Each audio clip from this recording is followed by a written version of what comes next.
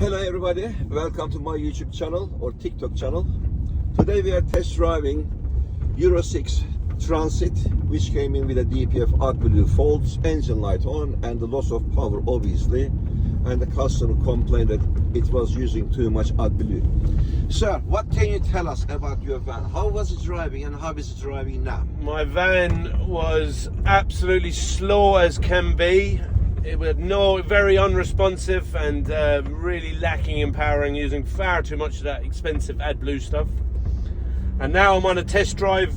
It is literally like a new van. It is got such good power, great responsive off the pedal, and Errol is the man, is all I can say. Well, I can see you got a smile on your face. Excellent.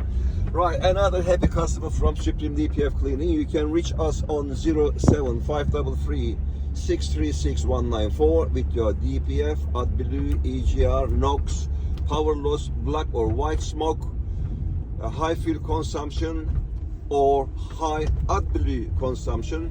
We are the people. And we are also content tuning ECU Remapping Center. You can reach us for any time. Thank you.